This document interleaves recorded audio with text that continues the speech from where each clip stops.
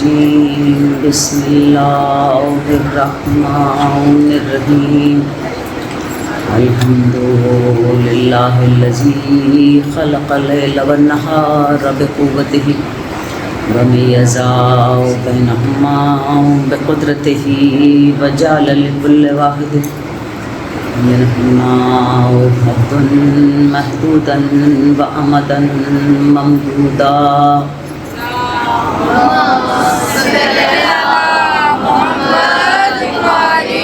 الصلاۃ والسلام علی سید المرسلین خاتم النبیین سیدنا الممجد بشیرنا المؤید المصطفى الامجد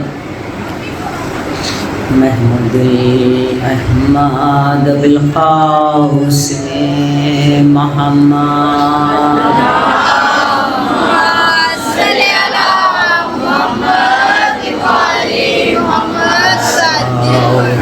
دعوت النبویہ والصولة الحیدریہ والعصمت الفاطمیہ والحلم الحسنیہ والشجاعت الحسینیہ والصبر السجادیہ والآثار الباقریہ والمحاصر الجعفریہ والعلوم الکاظمیہ والحجج الرضویہ والجود التقویہ والنقاوۃ النقویہ والہیبۃ العسکریہ والغیبۃ الالہیۃ القائم بامر اللہ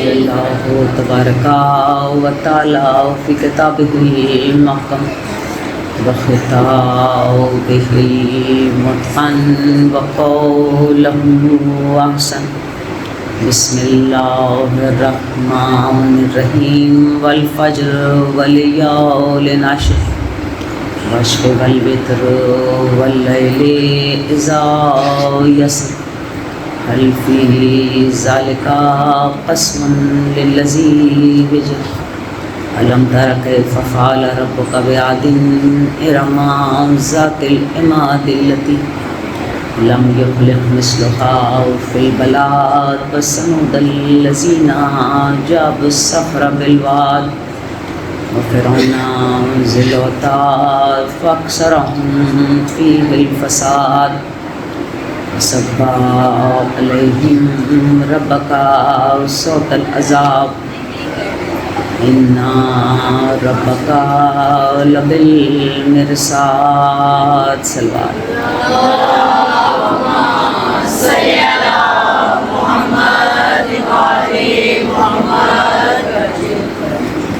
عزیزان گرامی، مقدس مزاحمت اور اہل بیت کی عنوان سے ہم نے اپنی گفتگو کا آغاز کیا اور آج گفتگو اپنے اختتامی مراحل میں داخل ہو گئی۔ یہ سلسلہ گفتگو کی آخری تقریر ہے۔ مزاحمت کا وہ تصور جو قرآن مجید میں پیش کیا گیا وہ انتہائی اہم، مقدس، بغیر کسی مفاد کے انسانیت کے وقار اور ڈگنیٹی کے تحفظ کے لیے، عدل کے نفاذ کے لیے، قسط کے پرچار کے لیے اسے بہت کوشش سے انبیاء نے رائج کیا۔ جس مزاحمت کا ذکر ہم نے انبیاء کی سیرت و قرآن مجید سے اور پھر آخری پیغمبر اور ان کی اولاد اور ان کی آل کے وسیلے سے حاصل کیا، اس میں سب سے پہلی بات یہ ہے کہ مقدس مزاحمت وہ سیاست کی بنیاد پر نہیں، اس کا مقصد ایک اخلاقی معاشرے کا قیام، جسے ہم آج کے رائج لینگویج میں ڈسکرائب کریں، اس کا مطلب یہ ہے ایک ویلفیئر اسٹیٹ کا کنسیپٹ۔ اخلاقی معاشرے کا مطلب یہ ہے ایک ویلفیئر اسٹیٹ۔ تو مزاحمت اس لیے کی گئی کہ ظلم سے نجات دلائی جائے اور اخلاقی معاشرہ قائم کیا جائے۔ دوسری اہم بات یہ ہے کہ مزاحمت کے ذریعے سے حق اور غلبے میں فرق کیا جائے۔ مقدس مزاحمت میں یہ بات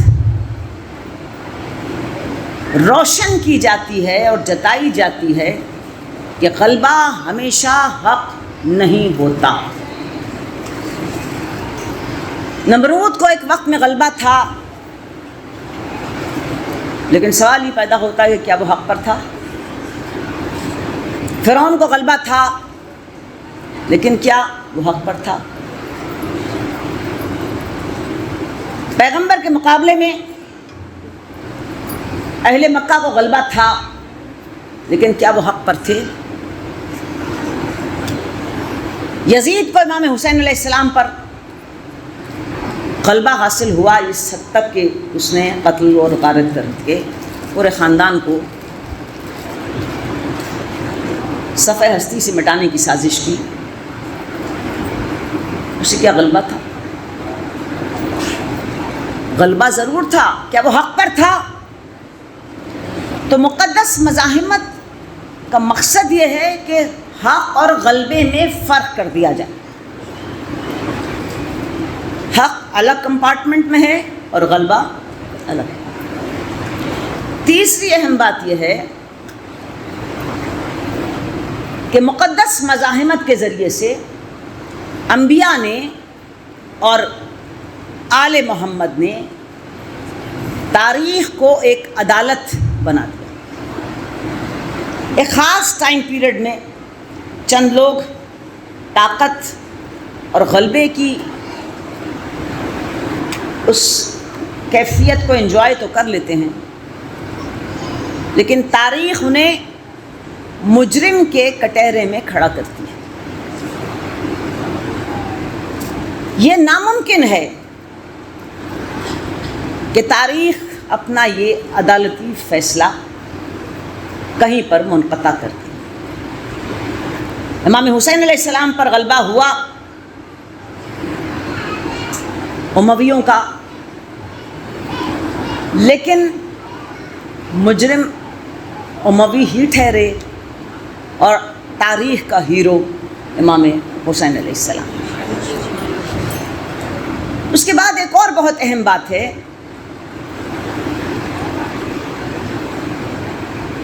کہ مظلومیت جس مزاحمت کے بدلے میں وجود میں آتی ہے، کیونکہ اگر آپ کسی کو اس کی غلطی پر نہ مزاحمت کریں تو کوئی نقصان ہونے کا اندیشہ ہی نہیں ہوتا۔ نقصان کا اندیشہ تو وہیں پر ہوتا ہے جہاں طاقتور سے ٹکرا جائیں، اس کی رزلٹ میں مظلومیت جنم لیتی ہے۔ لیکن مظلومیت کا مطلب کمزوری نہیں ہوا کرتا، مظلومیت ذمہ داری کو جنم دیتی ہے۔ امام حسین علیہ السلام مظلوم تھے، لہٰذا اہل تشیع پر یہ ذمہ داری ہے کہ وہ ہر ظالم کے مقابلے میں مظلوم کی حمایت کرے۔ اس مظلومیت امام حسین علیہ السلام نے ذمہ داری کا بوجھ اہل تشیع پر ڈال دیا۔ قرآن کریم نے اس ذمہ داری کو، اس مزاحمت کو، اس مقدس سفر کو جب بیان کیا تو سورہ بقرہ کی چند آیات میں بہت ایسی کلیئرٹی دی کہ کوئی یہ نہ سمجھے کہ میں نے محراب میں بہت سر جھکایا، کوئی یہ نہ سمجھے کہ میں نے بہت تسبیحاں گھمائیں، کوئی یہ نہ سمجھے کہ لوگ مجھے بڑا متقی پرہیزگار سمجھتے ہیں۔ خود امام حسین علیہ السلام جب اپنی مزاحمت کے لیے نکلے، ایسی مقدس مزاحمت جو قیامت تک کے لیے ہر مظلوم اور ظلم کے خلاف اٹھنے والے کے لیے روشن چراغ ہے، تو لوگوں کے کئی گروہ آپ کے سامنے تھے۔ کوئی مفادات کی چادر اوڑھ کر لیٹ گیا کہ مجھے طاقتوروں سے لڑ کر کیا اپنا گھر برباد کرنا ہے اور اپنی جان گنوانا ہے۔ یہ ڈرپوک لوگ تھے، مرنا تو آخر میں انہوں نے تھا ہی۔ دوسرا گروہ وہ تھا جو رینگتا ہوا محراب عبادت میں گھس گیا۔ ڈاکٹر علی شریعتی کہتا ہے کہ اس نے یہ سمجھا کہ میں طویل سجدوں اور طویل رکوع کے ذریعے اللہ کی رضا حاصل کر لوں گا۔ اور ایک تیسرا گروہ تھا جس نے مفادات کی چادر کو اتار کر پھینکا جو اس نے کبھی اوڑھی ہی نہیں تھی۔ پھر اس نے سجدوں کے شوق میں محراب سے لو لگانے کی بجائے میدان کا سفر اختیار کیا اور میدان میں جا کر اپنی جان کا نذرانہ دے کر ظلم کے ہاتھ کو روکا اور قیامت تک کے مظلوموں کو ایک ایسی راہ دکھا دی جو ان کی حیات نو کی راہ ہے۔ نقش اللہ بر صحرا نوشت، سطر عنوان نجات مان نوشت۔ حسین ابن علی رینگتے ہوئے محراب عبادت میں نہیں گئے بلکہ اس میدان میں آئے کہ جہاں آپ کا موذی دشمن آپ کے گوشت اور خون کا پیاسا کھڑا ہوا تھا اور اس نے ریگے صحرا کی طرح آپ کے گوشت اور خون کو اور آپ کے پیاروں کے گوشت اور خون کو بکھیر کر رکھ دیا، لیکن اس گوشت اور خون سے حسین نے اس صحرا پر لا الہ الا اللہ کا نقش لکھ دیا۔ نقش اللہ بر صحرا نوشت، سطر عنوان نجات مان نوشت۔ اسی میں انسان کی نجات کا وہ فیصلہ لکھ دیا حسین ابن علی نے جو فیصلہ اس مقدس مزاحمت میں چھپا۔ قرآن مجید نے ارشاد فرمایا لیس البر ان تولوا وجهکم قبل المشرق والمغرب ولکن البر من آمن باللہ والیوم الآخر والملائکۃ والکتاب والنبیین وآتوا المال علی حبہ ذوی القربى والیتامى والمساکین وابن السبیل والسائلین فی الرقاب وقام الصلاۃ وایتاء الزکاۃ والموفون بعہدہم اذا عاہدوا والصابرین فی البأساء والضراء وحین الباس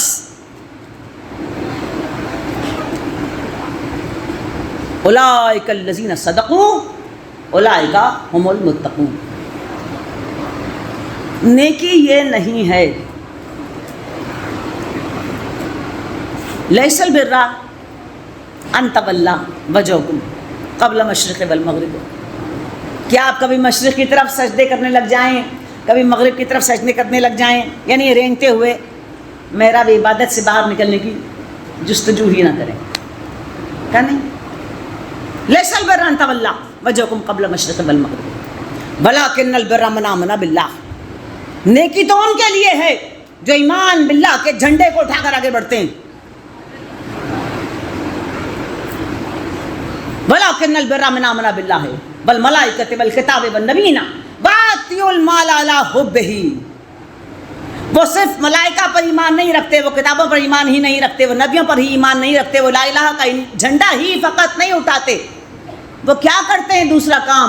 وَآتِيُوا الْمَالَ عَلَىٰ حُبِّهِ ذَوِي الْقُرْبَىٰ وَالْيَتَامَىٰ وَالْمَسَاكِينِ وَابْنِ السَّبِيلِ وَالسَّائِلِينَ فِي الرِّقَابِ، وہ مال کی ہورڈنگ نہیں کرتے، ان کو امیر بننے کا بہت شوق نہیں ہوتا، وہ ڈسٹریبیوشن پر یقین رکھتے ہیں، خرچ کرنے پر توجہ دیتے ہیں۔ وَآتِيُوا الْمَالَ عَلَىٰ حُبِّهِ، شہرت کے لیے نہیں، کہیں نام لکھوانے کے لیے نہیں، اللہ کی محبت میں. وَآتِيُوا الْمَالَ عَلَىٰ حُبِّهِ ذَوِي الْقُرْبَىٰ وَالْيَتَامَىٰ وَالْمَسَاكِينِ وَابْنِ السَّبِيلِ وَالسَّائِلِينَ فِي الرِّقَابِ.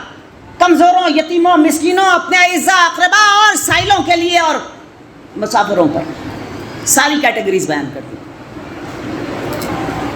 وَقَامَ الصَّلَاةَ وَإِيتَاءَ الزَّكَاةَ. قیام صلاۃ ان کے دم سے ہے، ایتاء زکوٰۃ ان کے دم سے ہے. وَالصَّابِرِينَ فِي الْبَأْسَاءِ وَالضَّرَّاءِ وَحِينَ الْبَأْسِ. اور جب مشکل وقت آ جائے تو وہ استقامت دکھانے والے ہیں.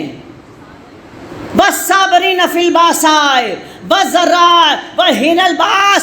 اگر بھوک ہو تب، اگر مصیبتیں اور آزمائشیں پڑ جائیں تب، اور اگر لڑائی کا موقع آ جائے اور قتل و خون کا بازار گرم ہو تب. صابرین اولئک الذین صدقوا واولئک هم المتقون. یہی سچے ہیں. بس باقی کیا ہیں؟ زبانی جمع خرچ کرنے والے لوگ. اولئک هم المتقون، یہی صاحبان تقوی ہیں. اب اس پیرامیٹر پر جو سورہ بقرہ میں بیان کیا گیا، کون فٹ ہوتا ہے؟ اولئک الذین صدقوا، جو سچے ہیں، جن کے لیے قرآن نے کہا سچوں کا ساتھ دو، سچوں کے ساتھ ہو جاؤ. اولئک الذین صدقوا، اور یہی سچے ہیں. وہ صبر کرنے والے، وہ ڈٹ جانے والے، اپنا مال تمہارے پر خرچ کرنے والے، اپنی جان تمہارے لیے لٹانے والے، جو اللہ کے بھی قریب ہیں، کتابوں کے بھی قریب ہیں، نبیوں کے بھی قریب ہیں، فرشتوں کے بھی قریب ہیں.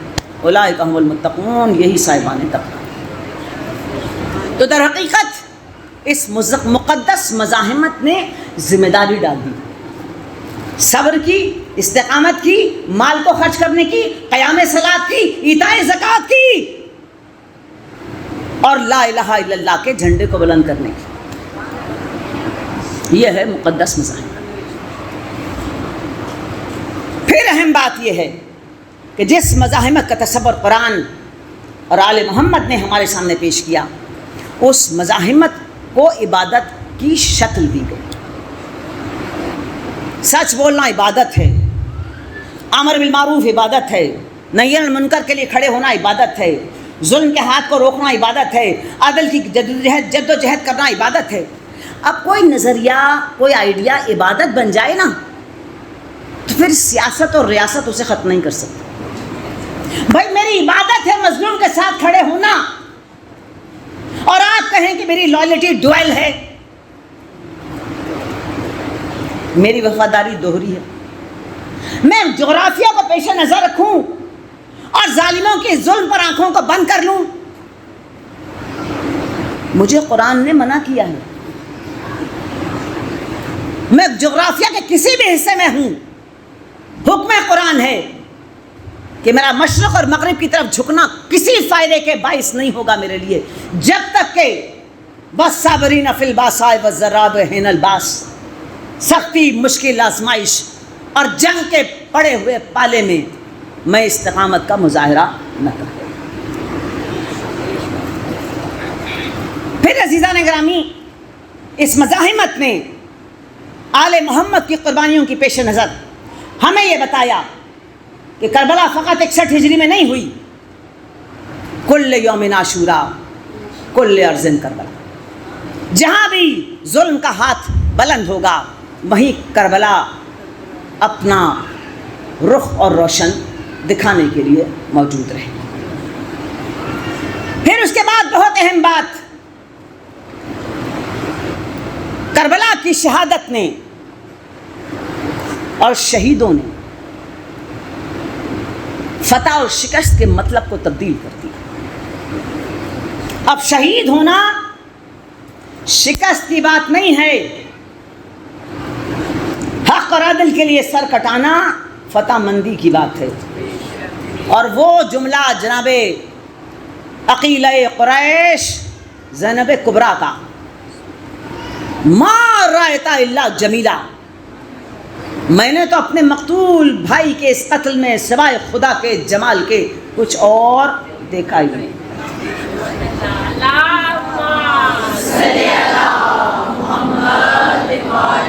اب عزیزان گرامی، یہاں پر ایک بہت عظیم مفہوم قرآن مجید کا ہمارے سامنے آیا، اور وہ ہے شہید اور شہادت۔ عربی لغت میں اس شہید اور شہادت کا مطلب کیا ہے؟ حاضر، موجود، گواہ، ایسی گواہی دینا جو حق سچ کے لیے ہو، اور ایسی موجودگی کا اظہار کرنا، ایسی پریزنس کو فیل کرانا کہ آپ کی پریزنس سے معاملہ ایسی طرح اس طرح سلجھے، حق الگ اور باطل الگ ہو جائے۔ پھر مقتول، ایک یہ مطلب بھی عربی لغت میں گرامر میں لکھا گیا۔ قرآن مجید نے اس شہید اور شہادت کو بڑے مختلف زاویوں میں بیان کیا۔ پہلا سورہ یوسف، جناب یوسف پر جب الزام لگایا اور یوسف اس جھوٹ سے باہر نکلنا چاہتے تھے، ارشاد ہوا قال ہی راودتنی عن نفسی شاہدا منہم۔ یوسف پر الزام لگ گیا، جھوٹ بولا جا رہا تھا، اب جھوٹ سے پیچھا کیسے چھوٹے؟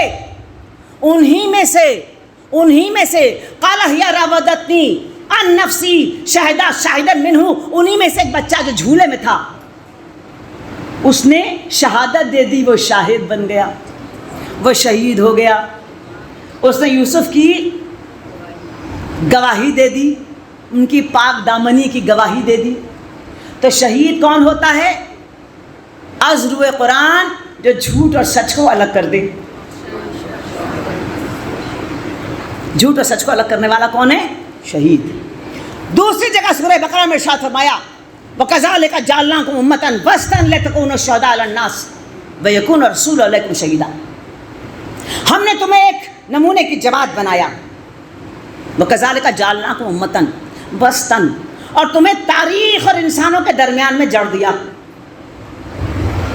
سارے انسان تاریخ کے، ان کے درمیان میں ایک جماعت۔ کیا کام ہے اس جماعت کا؟ وَكَذَلِكَ جَعَلْنَاكُمْ أُمَّةً وَسْطًا لِتَكُونُوا شُهَدَاءَ عَلَى النَّاسِ، تم سارے ناس پر شہید ہو۔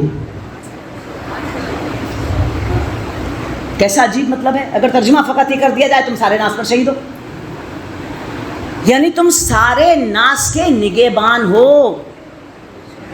وہ تم کو جو درمیان میں جڑا نا تاریخ کے، سارے ناس کے نگہبان ہو، سارے ناس کے گارجین ہو۔ وَيَكُونُ الرَّسُولُ عَلَيْكُمْ شَهِيدًا، اور تم پر رسول شہید ہے، یعنی تم سب کے نگہبان، رسول تمہارا نگہبان، تم سب کے گارجین، رسول تمہارا گارجین۔ یہ دوسرا مطلب ہے شہید کا۔ شہید کون ہے؟ جھوٹ کو سچ سے علیحدہ کرتا ہے، جیسے یوسف کے معاملے میں جھولے میں بچے نے شہید ہو گیا، شہادت دے دی۔ دوسرا شہید کون ہے؟ جو سارے انسانوں پر گواہ ہے، نہیں، سارے انسانوں کا نگہبان ہے، سارے انسانوں کا گارجین ہے، اور اس گروہ کو وَكَذَلِكَ جَعَلْنَاكُمْ أُمَّةً وَسْطًا، چھوٹا سا گروہ ہے درمیان میں، ان پر رسول گارجین ہے۔ تیسرا مفہوم قرآن مجید نے اس شہید و شہادت کا بیان کیا سورہ توبہ۔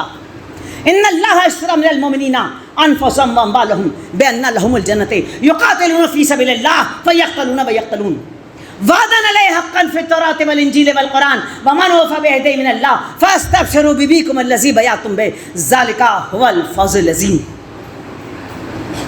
کون ہے مقتول اور شہید؟ جو اپنے اللہ کے ساتھ تجارت کرتا ہے۔ شہید اور شہادت اللہ کے ساتھ تجارت ہے۔ ان اللہ اشتری من المؤمنین انفسهم واموالهم، وہ اپنے اللہ کے ساتھ ٹریڈ کرتے ہیں، تجارت کرتے ہیں، اپنی جان اور مال کا سودا کرتے ہیں۔ بأن لهم الجنة، اور اس کے بدلے میں انہیں جنت مل جاتی ہے۔ بھئی کوئی ہے اس دنیا میں جو کہہ سکے مجھے جنت ملی ہوئی ہے یا مجھے جنت مل جائے گی، سوائے وہ جن کو کہا پیغمبر نے قسیم النار والجنہ، جن کو کہا پیغمبر نے سیدۃ النساء الجنہ، جن کو کہا پیغمبر نے سید الشباب اہل الجنہ۔ اور کون ہے بھائی؟ کوئی ہے تو دعویٰ کرے کہ ہم نے جنت حاصل کر لی؟ تاریخ انسان میں کوئی ایسا نہیں ہے سوائے ان ہستیوں کے کہ جو یہ دعویٰ کرے کہ ہمیں جنت مل چکی۔ بیان لہم الجنت، انہوں نے جنت کما لی۔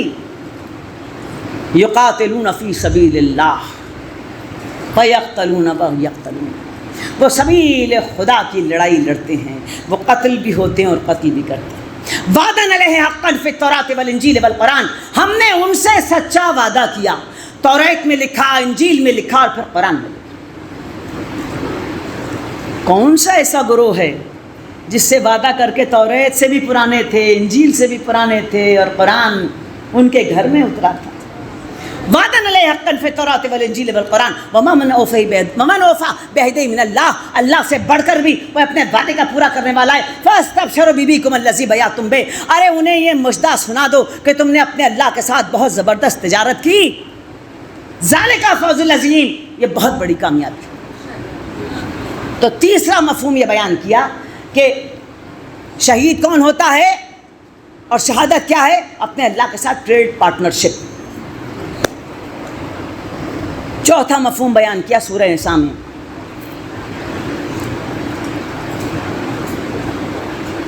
اور کہا کہ وہ مرد جو قتل ہو گئے اللہ کی راہ میں، ان میں سے کچھ انتظار کر رہے ہیں اور کچھ اپنی راہ پہ چل پڑے، انہیں شہید قرار دیا، اللہ کے ساتھ وعدہ پورا کرنا۔ لیکن بہت ہی ایک اہم آیت ہے قرآن مجید میں اس وعدے، اس شہادت اور شہید کے حوالے سے ارشاد ہوا، قل کفی باللہ شہیدا بینی و بینکم ومن عندہ علم الکتاب، پیغمبر ان سے کہہ دیجئے کہ ہمیں تمہاری تصدیق کی نبوت کے لیے ضرورت ہی نہیں ہے۔ قل کفی باللہ شہیدا،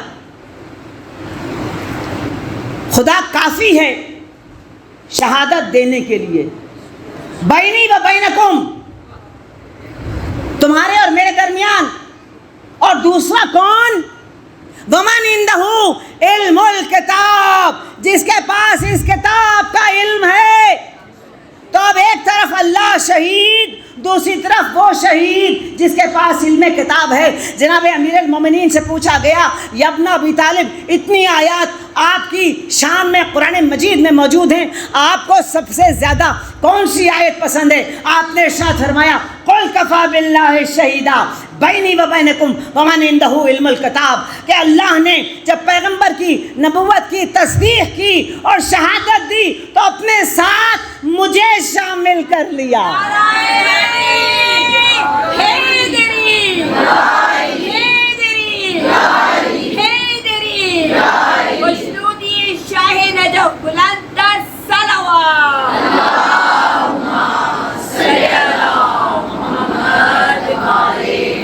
قل کفی باللہ شہیدا بینی و بینکم ومن عندہ علم الکتاب، پرواہ نہ کر کسی کی پیغمبر، کافی ہوں میں تیری شہادت دینے کے لیے اور وہ جس کے پاس علم کتاب ہے۔ تب شہید کون ہوا؟ وہ جو سچ اور جھوٹ کو علیحدہ علیحدہ کرتا ہے۔ شہید وہ ہے جو اللہ کے ساتھ کیے ہوئے وعدے کو پورا کرتا ہے۔ شہید وہ ہے جو اللہ کے ساتھ تجارت کرتا ہے۔ شہید وہ ہے جو نگہبانی اور گارجین شپ کے فریضے کو انجام دیتا ہے، اور شہید وہ ہے جہاں اللہ اپنے ساتھ اسے ایکویٹ کرتا ہے۔ خدا بھی پیغمبر کی رسالت کا شہید اور گواہ بنتا ہے، اور اسے بھی پیغمبر کی رسالت کا گواہ اور شہید بنتا ہے۔ اب عزیزان گرامی، گفتگو جب آگے بڑھے شہید اور شہادت کے عنوان سے، تو دو باتیں بہت اہم ہیں۔ ایک یہ کہ شہید کسی نظریے، کسی فکر، کسی آئیڈیالوجی پر کھڑا رہتا ہے، اور وہ گواہی دیتا ہے اس بات کی کہ میں اس حد تک اس آئیڈیالوجی پر کمیٹڈ ہوں کہ اس کے لیے اپنی جان دے سکتا ہوں. یہی ہے نا جان دینا. تو کوئی آئیڈیالوجی ہے جس پر وہ شہید ڈٹ کر کھڑا ہوا. دوسری امپورٹنٹ بات یہ ہے، قرآن مجید نے مقتول اور شہید کے ریفرنس کو اور اس کی اس کوشش کو موت سے نہیں جوڑا بلکہ زندگی کے ساتھ جوڑا. سورہ آل عمران اور سورہ بقرہ، وَلَا تَحْسَبَنَّ الَّذِينَ قُتِلُوا فِي سَبِيلِ اللَّهِ أَمْوَاتًا بَلْ أَحْيَاءٌ عِندَ رَبِّهِمْ يُرْزَقُونَ. جو اللہ کی راہ میں قتل ہوئے انہیں مردہ نہ کہنا، وہ زندہ ہیں اور اللہ کی طرف سے رزق پاتے ہیں. وَلَا تَقُولُوا لِمَنْ يَقْتُلُ فِي سَبِيلِ اللَّهِ أَمْوَاتًا بَلْ أَحْيَاءٌ وَلَكِنْ لَا يَشْعُرُونَ. جو مقتول ہوئے اللہ کی راہ میں وہ مردہ نہیں ہیں، وہ زندہ ہیں، لیکن تمہیں ان کی زندگی کا شعور ہی نہیں. تو شہید کو مردہ نہیں کہا، اس کو موت کے ساتھ نہیں جوڑا، جان نکل گئی، اس کو زندگی کے ساتھ جوڑ دیا.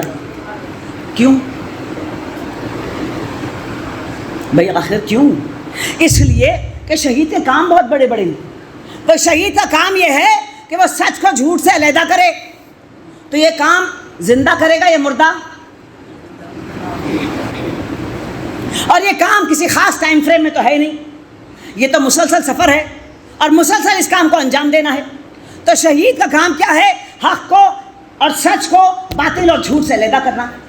تو یہ کام تو زندہ ہی کر سکتا ہے، مردہ تو کر نہیں سکتا. شہید کا کام ہے گارڈین شپ، نگہبانی. تو گارڈین شپ اور نگہبانی زندہ کرے گا یا مردہ کرے گا؟ شہید کا کام ہے ٹریڈ، اللہ کے ساتھ تجارت. تو تجارت زندہ کرتا ہے یا مردہ کرتا ہے؟ شہید کا کام ہے خدا کے ساتھ وعدے کو پورا کرنا. وعدہ وفائی زندہ کرتا ہے یا مردہ کرتا ہے؟ اور شہید کا کام ہے رسالت کی تصدیق کرنا. اور قیامت تک جس کی رسالت چل رہی ہو، قیامت تک اسے رسالت کی تصدیق چاہیے. یہ کام مردہ کرے گا یا زندہ؟ اس لیے شہید کو اور شہادت کو قرآن مجید میں زندگی سے تعبیر کیا، موت سے تعبیر نہیں کیا. پھر عزیزان گرامی سورہ معارج میں کہا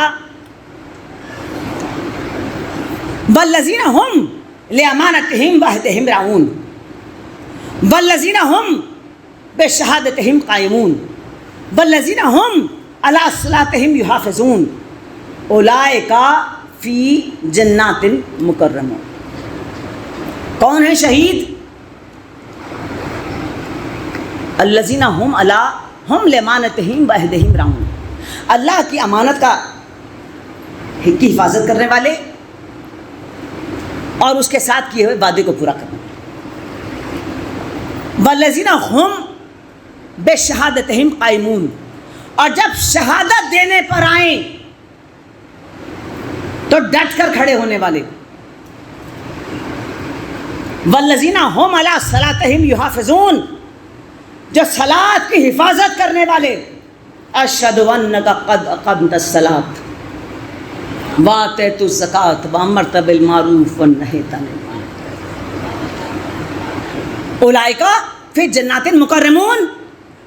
یہ وہی ہیں جن کے لیے مکرم پاک و پاکیزہ جنتیں ہیں.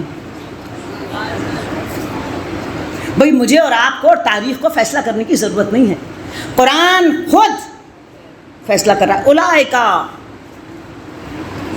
جنات مکرمون، یہ وہ ہیں ان کے لیے پاک و پاکیزہ جنتیں. اب یہ پاک و پاکیزہ جنتیں کس کے لیے ہیں؟ دو احادیث پیغمبر علیہ السلام کی جو بہت زور شور سے پرپسلی چھپائی گئیں. ایک حدیث ام سلمہ، دوسری حدیث کی راوی ام سلمہ اور ابن عباس. آخر وہ کون ہیں؟ جنات المکرمون، جن کے لیے مکرم اور پاک و پاکیزہ جنتیں. جناب ام سلمہ کہتی ہیں پیغمبر میرے حجرے میں تشریف فرما تھے، آپ کے سینے پر فاطمہ زہرا کا چھوٹا بیٹا کھیل رہا تھا، میں کاموں میں مشغول تھی، میں نے ایک بار سنا پیغمبر بہت بلک بلک کر رو رہے ہیں۔ میں فوراً حجرے میں داخل ہوئی، میں نے پوچھا پیغمبر خدا آپ کو رنج کی شکل نہ دکھائے، کیا معاملہ ہوا جو آپ اتنا بلک بلک کر رو رہے ہیں؟ تو ارشاد فرمایا اے ام سلمہ، آج وہ میرے پاس فرشتہ آیا جو اس سے پہلے کبھی زمین کی طرف نہیں آیا تھا، اور اس نے مجھے یہ مژدہ سنا دیا کہ میرا یہ بچہ میری امت کے ہاتھوں قتل کیا جائے گا، ساتھ میں اس مقام کی مٹی بھی دے گیا، یہ امانت ہے اپنے پاس رکھو، تم اس وقت تک زندہ رہو گی جس روز یہ مٹی خون ہو جائے سمجھنا میرا بچہ قتل کر دیا۔ عزیزو، یہ جملہ میں نے مصائب کے ریفرنس میں نہیں کہا، یہ میں نے اس لیے حدیث پڑھی اور اسے چھپایا لوگوں نے کہ امام حسین علیہ السلام کی شہادت کی خبر پیغمبر کو خواب کے ذریعے نہیں دی گئی، جیسے ابراہیم کو اسماعیل کی اس قربانی کے لیے خواب آیا، آپ کے قلب پر القاء نہیں ہوا جیسے موسیٰ کی ماں کے قلب پر القاء ہوا کہ صندوق میں بچے کو ڈال کر دریا میں بہا دی۔ امام حسین علیہ السلام کی شہادت کی خبر پروردگار عالم نے اپنے پیغمبر کو وحی کے ذریعے دی، فرشتہ آیا، لہذا شہادت امام حسین علیہ السلام تاریخ کا واقعہ نہیں ہے، یہ دین کا معاملہ ہے، یہ دین کا معاملہ ہے۔ اور دوسری حدیث، مدینے کی دوپہر تھی اور ادھر مکے کی دوپہر تھی، مکے میں عبداللہ ابن عباس اور مدینے میں ام سلمہ، اور اس گرمی کی بے چینی میں آرام کر رہے تھے، اور خواب میں دیکھا پیغمبر علیہ السلام ایسی صورت میں نظر آئے کہ بال بکھرے ہوئے ہیں، لباس خون آلود ہے، ہاتھوں پہ خون لگا ہوا ہے اور مٹی سر کے بالوں میں پڑی ہوئی ہے۔ ام سلمہ کہتی ہیں میں نے پوچھا یا رسول اللہ یہ آپ کا کیا حلیہ ہے، اور ابن عباس کہتے ہیں میں نے پوچھا یا رسول اللہ یہ کیا حلیہ ہے، تو جواب ملا میرا بچہ دشت کربلا میں قتل کر دیا۔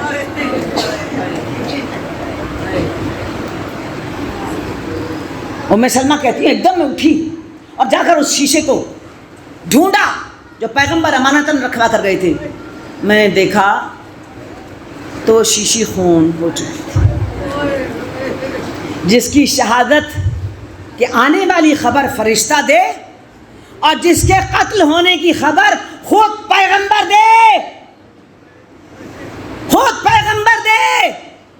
وہ حسین تاریخ کا واقعہ نہیں ہے، وہ حسین عین دین ہے، اور اس حسین اور حسن کے لیے پیغمبر علیہ السلام نے ارشاد فرمایا سید الشباب اہل الجنہ، سید الشہداء۔ شہید کیا کرتا ہے؟ جھوٹ کو سچ سے علیحدہ کرتا ہے۔ شہید کیا کرتا ہے؟ اللہ کے ساتھ وعدہ پورا کرتا ہے۔ شہید کیا کرتا ہے؟ شہید گارجین ہے، نگہبان ہے۔ شہید جان کا سودا کر کے اپنے وعدے کو تکمیل کرتا ہے، اور شہید قیامت تک کے لیے نبوت کی گواہی دیتا ہے اور تصدیق کرتا ہے۔ اور جو سید الشہداء ہو کچھ کہنے کی ضرورت نہیں، کوئی نام لینے کی ضرورت نہیں، فقط اتنا کہیں سید الشہداء، سارے شہیدوں کا سردار۔ خود بخود فاطمہ کے لال کی تصویر ذہن میں اتر، سید الشہداء، سارے شہیدوں کا سردار، سارے شہیدوں کا بادشاہ حسین ابن علی، اس لیے کہ حسین کی گارجین شپ قیامت تک ہے، حسین کا وعدہ قیامت تک ہے، حسین حق و باطل میں تفریق قیامت تک ہے، حسین خون کے ذریعے سے قیامت قیامت تک اپنے اللہ کے ساتھ سودا کر چکے. اور وہی حسین جب دشت کربلا میں آئے تو آپ سے دھمکی میں کہا آپ بہتر ہے بیعت کر لیں ورنہ آپ کو قتل کر دیا جائے گا. تو وہ جو سید الشہداء ہو، سارے گواہوں پر گواہ ہو، سارے شہیدوں پر شہید ہو، وہ اس مطالبے کو مان لیتا. ابراہیم کی ایڑی لگی تھی زمین پر، چشمہ پھوٹ پڑا تھا، ٹھیک ہے، حسین ٹھوکر لگا دیتے، اتنے چشمہ آب ابل پڑتے کربلا کی زمین سے. لیکن وہ آزمائش اور امتحان، بس صابرین فی الباساء والضراء وحین الباس، سختی میں، مشکل میں، تکلیف میں، جنگ میں ثابت قدم رہنے والے. امام حسین علیہ السلام صبح سے لے کر عصر تک لاشیں اٹھاتے رہے. ایک خیمہ بنایا آپ نے، سید الشہداء نے خیمہ بنایا. اس خیمے میں آپ شہیدوں کی لاشیں جمع کرتے تھے، احتراماً لا لا کر لٹاتے تھے. حملہ اولا میں یہ ایک ایک کر کے جنگ نہیں ہوئی تھی. شروع میں جب جنگ شروع ہوئی تو عمر سعد نے پہلا تیر امام حسین علیہ السلام کے خیمے کی طرف پھینکا اور اس نے کہا کہ اے فوج گواہ رہنا، پہلا وار میں نے کیا حسین پر، اور گواہی دینا ابن زیاد کے سامنے. بس اس کے بعد تیروں کی ایک بارش شروع ہو گئی اور ہر خیمہ چھلنی ہوا. امام حسین علیہ السلام کے اس قافلے سے 40 سوار اور 32 پیادے اس میدان میں اترے. 3 گھنٹے لڑائی ہوئی. وہاں ہزاروں تھے، یہاں 40 سوار اور 32 پیادے. 3 گھنٹے لڑائی ہوئی. ان 3 گھنٹوں میں حسین ابن علی کے 50 اصحاب شہید ہو گئے. 50 اصحاب. اب اس کے بعد ان 50 لاشوں کا اٹھانا، خیمے میں لالا کا رکھنا، اور اس کے بعد پھر ایک ایک کا جانا اور امام حسین علیہ السلام کا، یہاں تک کہ علی اکبر کے لاش کا جب آپ اٹھا کر لائے تو کوئی ساتھ دینے والا بھی نہیں تھا. بچے تھے چھوٹے چھوٹے سے جو خیمے سے نکل کر آئے. امام حسین علیہ السلام نے بیٹے کے دونوں بازوؤں میں اپنے بازو ڈالے اور اس کے بعد لاش کو گھسیٹنا شروع کیا. وہ چھوٹے چھوٹے بچے کہ جناب علی اکبر کے پیر اٹھانے کی کوشش کرتے تھے. اس طرح لاش علی اکبر امام حسین علیہ السلام خیمے میں لائے.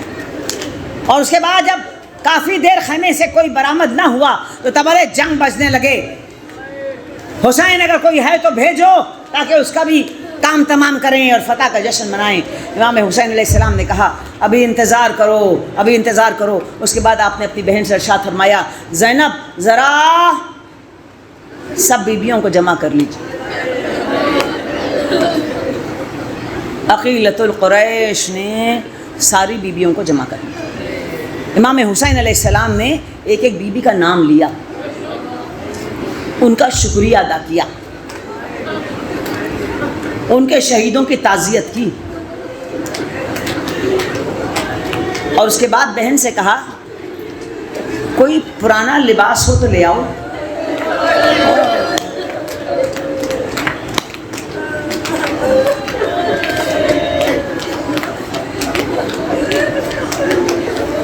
بی بی ایک پرانا کرتا لے آئی.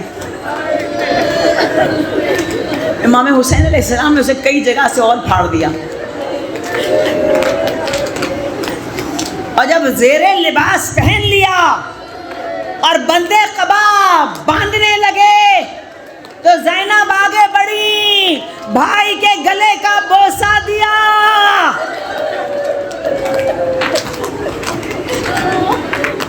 پوچھا یہ کیا کرتی ہو؟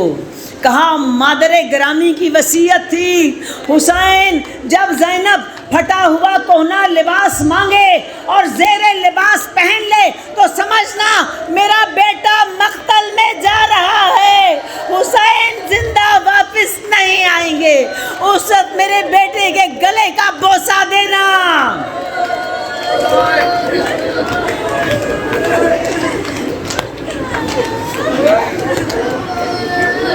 امام حسین علیہ السلام نے بہن کے بازوؤں پر بوسہ دیا، جس کا مطلب سمجھانے کی ضرورت نہیں تھی۔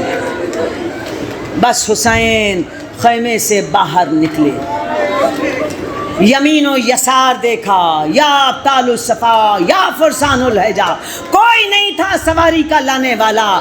دیکھا تو بہن گھوڑا پکڑے ہوئے چلی آ رہی ہے، یہ آل محمد کی وہ مقدس مزاحمت ہے جس میں بہن بھائی کو اس مقتل کا راستہ طے کرا رہی ہے۔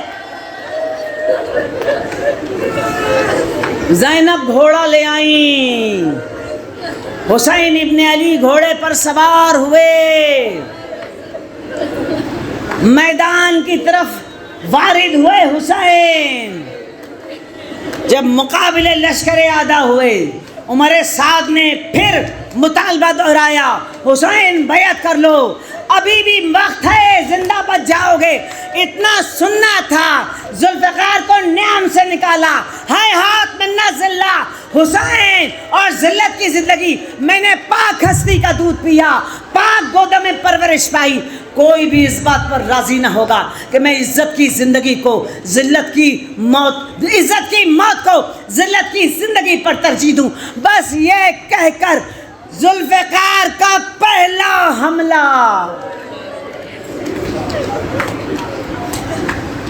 فوجیں بھاگنے لگ گئیں۔ ہائے حسین، پیاسے ہیں، بھوکے ہیں، اور کتنے شہیدوں کے لاشیں اٹھا چکے ہیں۔ ابھی علی اکبر کا لاشا، ابھی علی اصغر کو دفن کیا، ابھی عباس کے بازو اٹھائے، ابھی قاسم کے پوٹلی ٹکڑوں کی سمیٹی۔ حسین آگے بڑھ رہے ہیں، ایک بار پر دوسرا بار، دوسرے بار پر تیسرا بار، اے ذوالفقار تیری آخری لڑائی ہے۔ یہاں تک کہ فوجوں میں علمان کی صدائیں بلند ہونے لگی۔ امام حسین علیہ السلام نے اپنے فرزند کو آواز دی، اے علی اکبر، ہم تو تمہاری جنگ کی تعریف کرتے تھے، آ کر دیکھو بوڑھا باپ کیسے لڑ رہا۔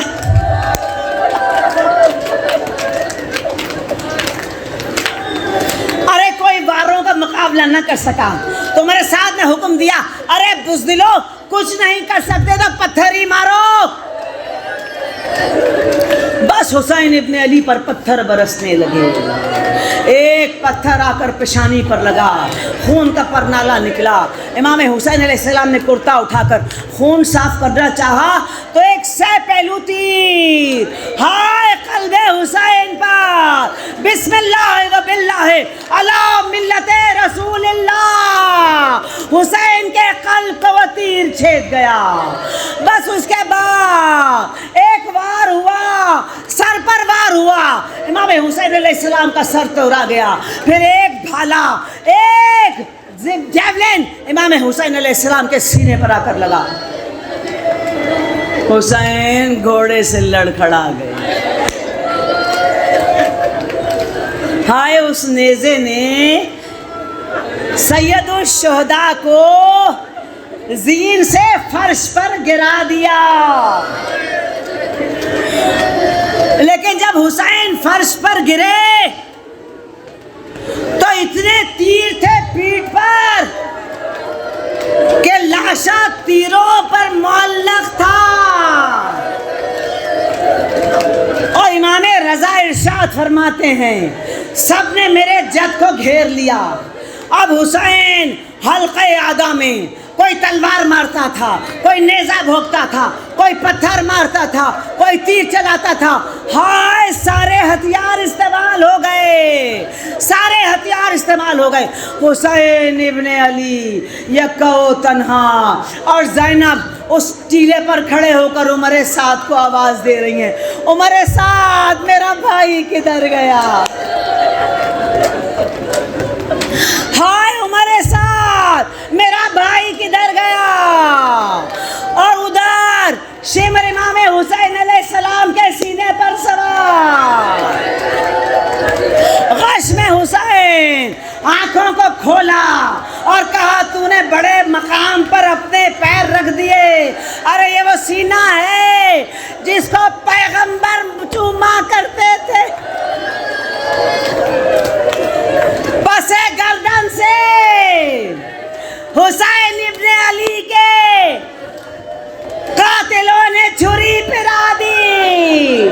ہائے حسین، ہائے حسین، میدان میں طوفان مچا ہوا ہے۔ زینب کبریٰ دوڑتی ہوئی خیمے میں آئی، سید سجاد دیکھو میرا بھائی نظر نہیں آتا۔ امام زین العابدین باہر نکلے، السلام علیکہ یا ابا عبداللہ الحسین، کہا وہ دیکھو پھوپھی نیزے پر میرے